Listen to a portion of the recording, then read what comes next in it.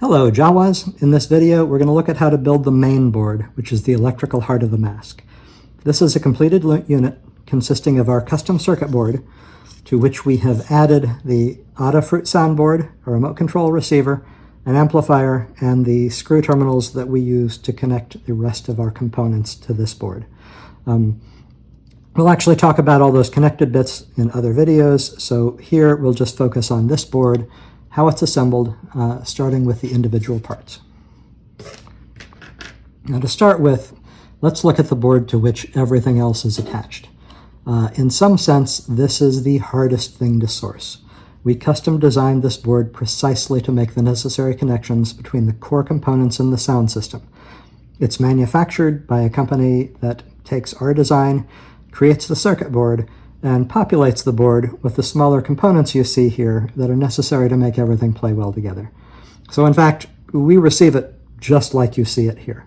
It's not wildly expensive, but a big fraction of the cost is shipping. So we can get 5 boards for about $40, but 50 boards is only $120. So clearly cheaper in bulk. Our design is completely public, and all the files you need in order to order these for yourself are available on the Great Jawa Horde website. So if you don't have a parts kit available, you are not out of luck. You've just got to do a bit more work and wait a few more weeks for manufacture and delivery. Now, the next major piece in the sound mask is this Adafruit Mini FX sound card. We've talked a little bit about this before and how it mounts on your computer like a flash drive, so you can easily add audio files. Here you see the micro USB jack that you can use for that. It's actually easiest to add files to this card before you install it, so do that first if you can. Now please note that Adafruit has several sound cards available. This is the Mini, which is the smallest and simplest. It doesn't have an onboard amplifier, it doesn't have a headphone jack, anything else. So make sure you buy the right one. It is, however, available with 2 different amounts of storage. That is the amount of sound files that you can store on it. You can either buy the 2 megabyte version or the 16 megabyte version. The smaller is about $15 and the larger is about $20. Now, particularly if you use the OGG file format, the smaller version of this is probably plenty. But if you're thinking you might want to go with the double controller and lots of sounds, or maybe even build long Jawa sentences, the 16 megabyte version gives you plenty of room for expansion. Those 2 versions are electrically the same, and they're actually kind of hard to tell apart visually, so whichever one you want to buy and use is fine. Now, this is a 5-volt digital amplifier board with a manual volume control. There's nothing really magic about this. It's available on Amazon in packs of 10 for $10, so about $1 each. This runs on 5 volts, so it works well with our system. You can't easily substitute because these holes are at spacings that are built into this board, so they match up nicely. So if you're buying this for yourself outside of a parts kit, please go with the links on the parts list.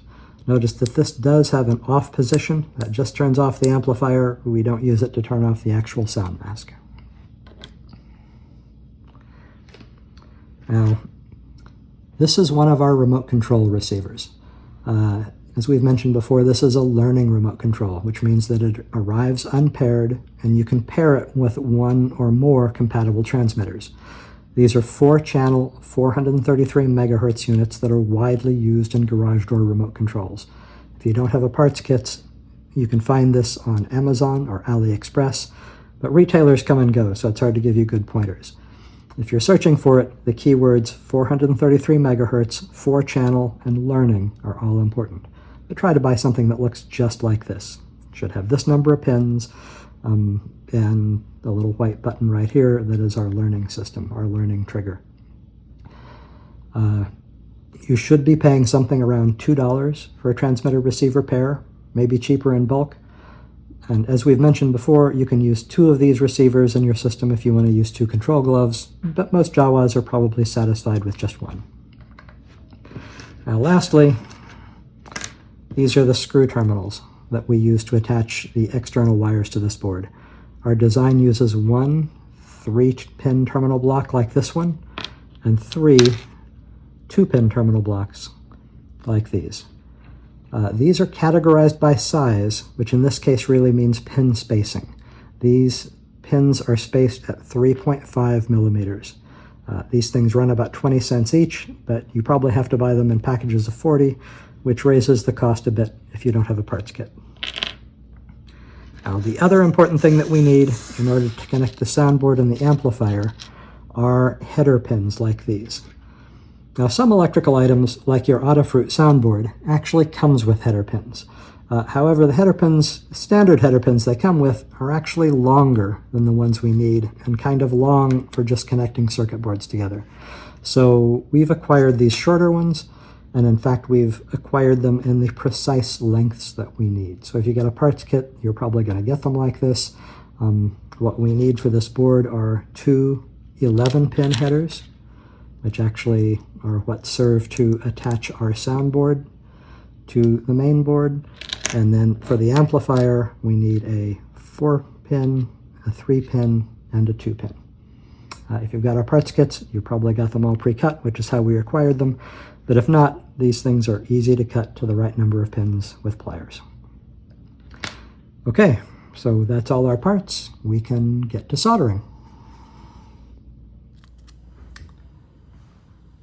Okay, so we're going to start soldering with the screw terminals, which are actually kind of the most awkward part of this because we really need to solder them on the bottom, but they don't stay in place by themselves.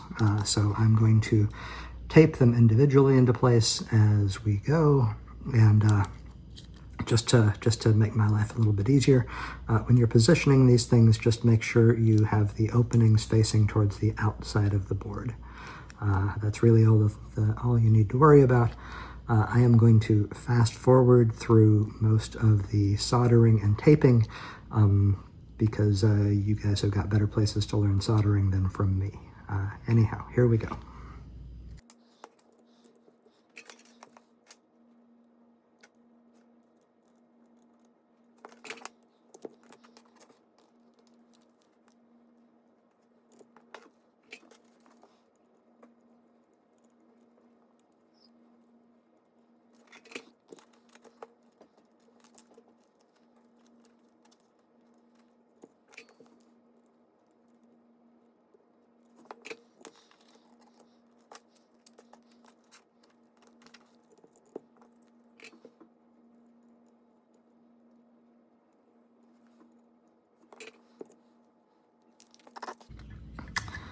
All right, that's that. I've got these attached. They're not pretty, they're a little crooked, but they will absolutely work.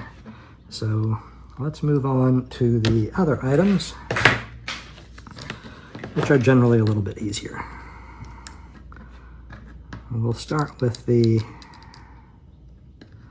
soundboard. We want to put our 11-pin header pins into place, and make sure you get the USB side of the soundboard aligned to where the USB is on the printed on the board. If you don't do that, you are not going to have a functional unit when you're done. All right, so this is going to need to be soldered on the front and the back, both sides. I'm going to start on the front. I'll tack each corner first, and then we can move to the back. Again, I'll be fast forwarding through this because it's rather dull.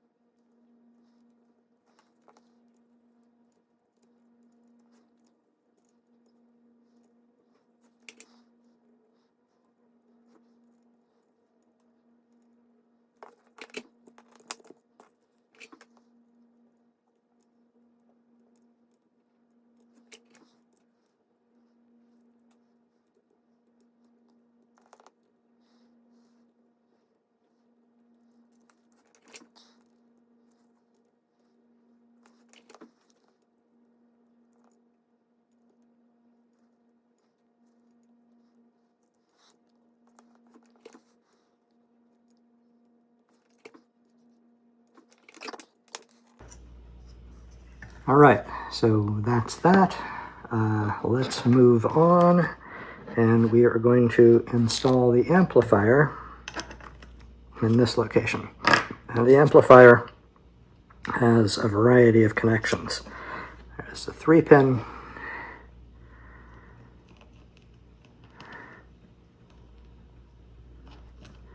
two-pin, and 4-pin.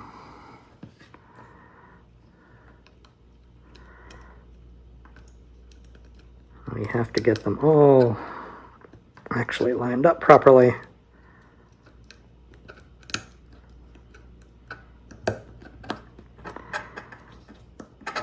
And when we do, it goes on there reasonably nicely.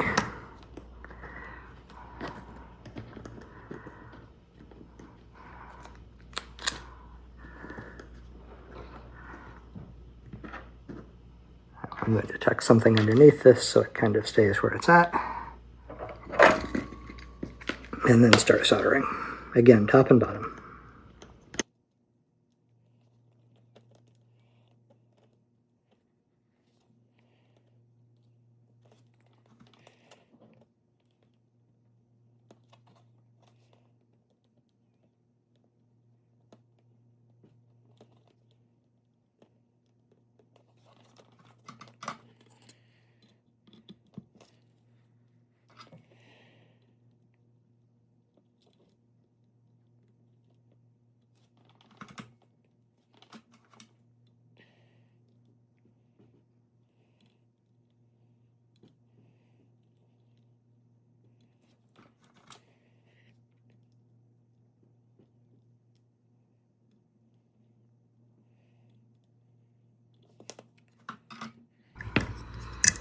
So that's our amplifier done.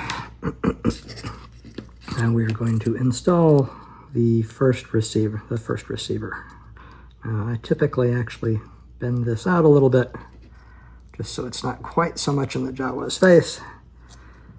But given that, it's pretty easy.